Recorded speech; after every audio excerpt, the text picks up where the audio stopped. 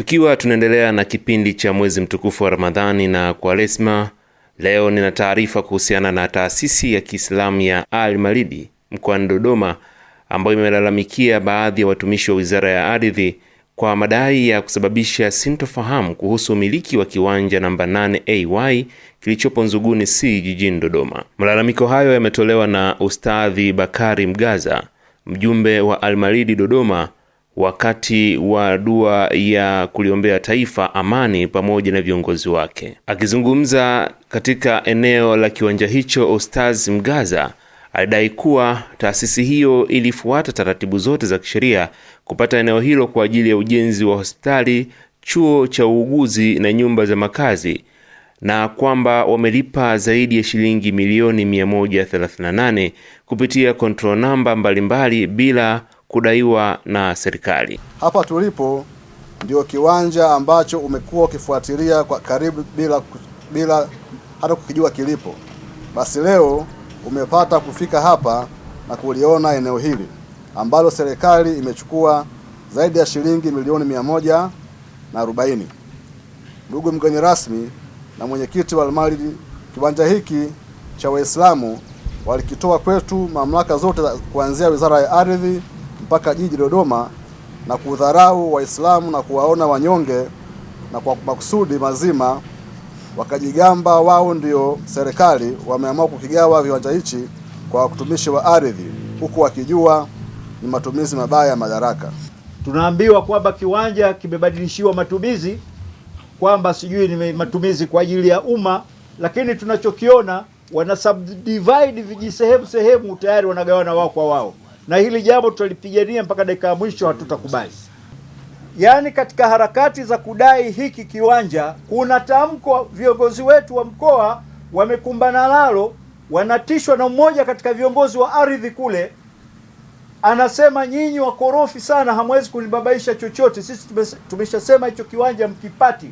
Kwanza sisi yeye anasema amezaliwa Kariakoo. Sasa hivi ni vitisho visivyokuwa na maana. Maneno gani anazungumza katika nchi huru kama hii? Yaani kuzaliwa Kariakoo ndio nini? Watu nchi inakwenda kwa misingi ya katiba na kanuni, haiendi hivi hivi tu. Wizara ya Ardhi ina watendaji wake na ni lazima wafuate kanuni. Malalamiko hayo yametufanya tumpate Waziri wa Ardhi, Nyumba na Maendeleo ya Makazi, Dr. Leonard Akwilapo, ambapo amesema Wizara ya Ardhi, Nyumba na Maendeleo ya Makazi inakanusha malalamiko hayo na taasisi ya Al-Malidi kuhusiana na umiliki wa kiwanja namba 8 Kitalu A kilichopo Nzuguni jijini Dodoma. Dr. Akwilapo amesema malalamiko ya taasisi hiyo yalishughulikiwa kikamilifu na walalamikaji kujibiwa kwa maandishi kupitia barua yenye kumbukumbu namba BA 97-1-01L/28 ya tarehe 9 mwezi wa kwanza mwaka 2026. Kumbuka kwamba mnamo tarehe 18 Februari mwaka 2026 zilisambaa taarifa kwenye mitandao ya kijamii kuhusu malalamiko ya taasisi ya Al-Malidi juu ya umiliki wa kiwanja namba 8 Kitalu AY Nzuguni.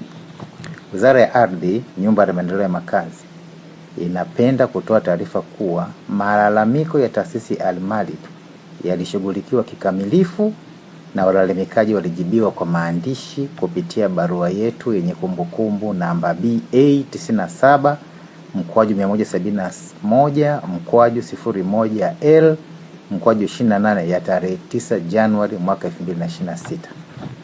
Kumbukumbu za umiliki zinaonyesha kuwa Al-Malidi iliwahi kumilikishwa kiwanja namba 1 Kitalu H Ihumwa jijini Dodoma wakati wa mamlaka ya ustawishaji makao makuu, yani CDA, na hiyo ilikuwa ni tarehe 21 Machi mwaka 2009, kikiwa na ukubwa wa mita za mraba 181,700 na walipewa kwa maajili ya matumizi ya taasisi.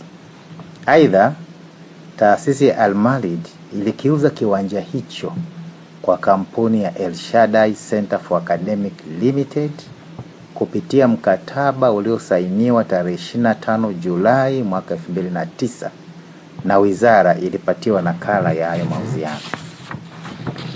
Taasisi ya Al-Malidi ilianza kulalamika kuhusu hiki kiwanja tajwa mnamo mwaka 2019. Wataalamu wetu waliomba waoneshwe hili eneo ambalo linalalamikiwa. Taasisi ilionyesha maeneo tofauti kwa nyakati tofauti, ambayo ufuatiliaji uliofanyika ulibaini kuwa maeneo hayo yanamiliki halali za taasisi nyingine, na wao Al-Malid hawakuwa na nyaraka zozote za kuthibitisha umiliki wao kwenye maeneo hayo. Kumbukumbu zetu zinawarejesha kwenye eneo lenye kiwanja namba 1 Kitalu H, eneo ambalo waliliuza kwa kampuni El Shaddai Center for Academic Limited. Aidha, wizara imekuwa ikiwafahamisha ukweli wa swala hili mara zote ambazo walifika kupata huduma.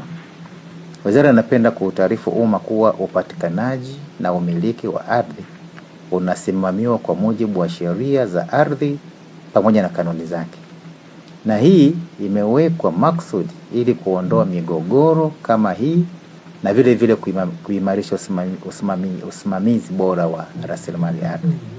Napenda kuhitimisha kwa kusisitiza umuhimu wa kuzingatia kanuni na taratibu zilizowekwa kwa mujibu wa sheria ili kuondoa migongano katika jamii.